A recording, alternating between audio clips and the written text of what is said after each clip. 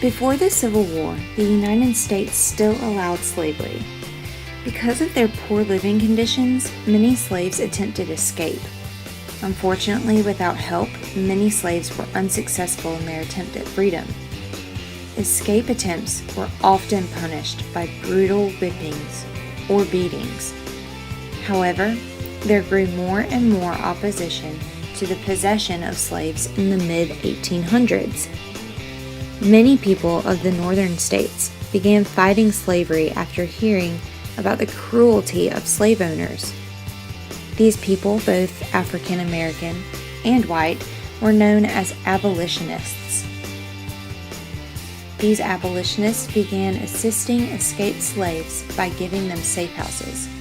Many people began opening their homes as safe houses for escaped slaves, and eventually, routes to Canada were created. These routes are now known as the Underground Railroad. The Underground Railroad was made specifically for slaves to run away from their owners. These routes were made so that slaves could taste freedom.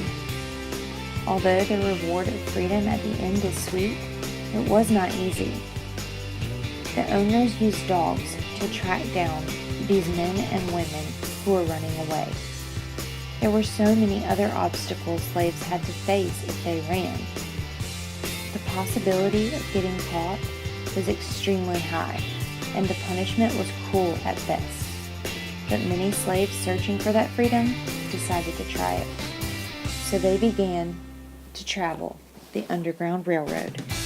The Underground Railroad was not actually underground, or even a railroad. In reality, it was simply a series of secret routes and safe houses that created a passage to the north, or, in slaves' minds, freedom. It was simply called the Underground Railroad because it was a secret, or an underground rebellion, and it was considered a railroad because of the rail terminology used in the code. For example, the individuals leading the slaves to freedom were called conductors, and resting spots were known as depots. Many helpers in the Underground Railroad only knew about their particular part of the railroad. This was done to prevent anyone from uncovering the entire route. While slaves were escaping using the railroad, they often were hidden in barns or in secret hiding places under the floor while they rested. Of course, there were no cars back then, so many had to travel by foot or wagon. This made it more difficult for children who were trying to escape, because it was often difficult for them to keep up with the group. Women also had hard times escaping, not because they couldn't keep up, but because they were often not let off the plantations as men were. This made it exponentially more difficult for them to get away. This did not mean that women and children did not escape using the Underground Railroad, though. One of the most famous travelers of the Underground Railroad was the woman Harriet Tubman. She was a very brave woman. Even after she escaped slavery, she returned back to the South to attempt to free other slaves. In all, she returned around 13 times. She helped some 70 slaves reach freedom. She knew that there were more slaves just like her that deserved to be free. So, she used the Underground Railroad to help around 70 slaves from bondage. How in the world did the escapees know where they were going?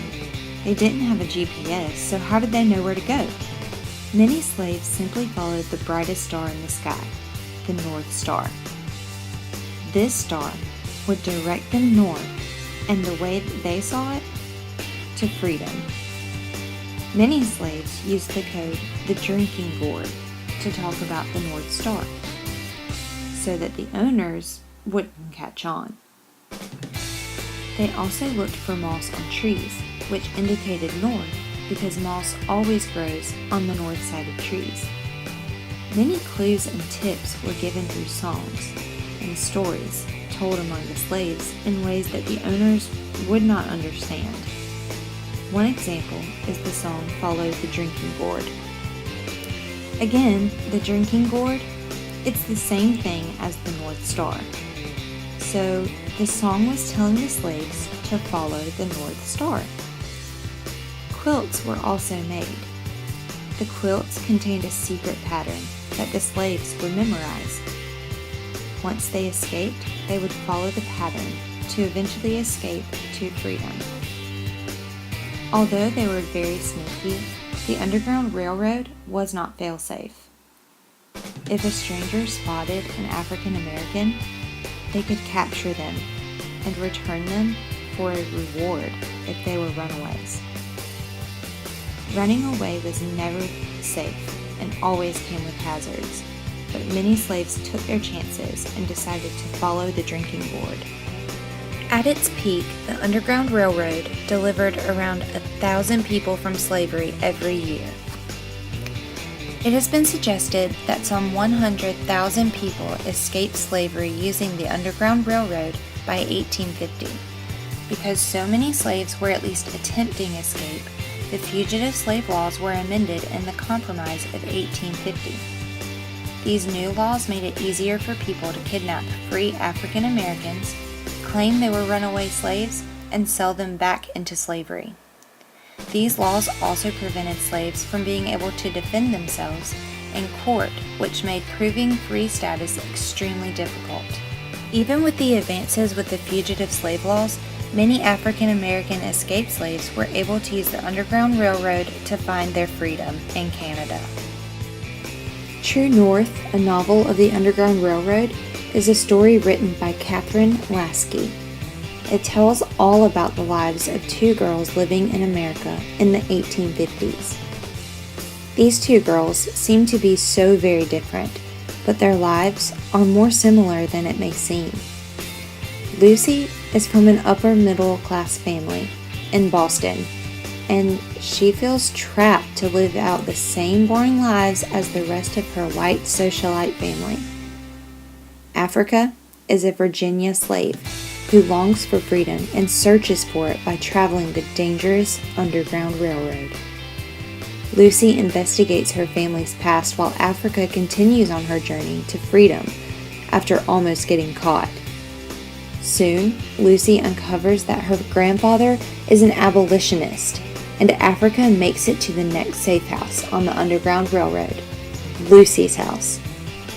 Lucy finds Africa and becomes inspired to help her and other slaves on their journey to freedom. Lucy resolves that the only way to help Africa North is by traveling with her. During this dangerous trip, Lucy and Africa develop a lasting bond. But will they be able to make it to the Canadian border? Will Africa finally be free? Or will they both be caught in this risky attempt at freedom? Find out in Catherine Lasky's True North, a novel of the Underground Railroad.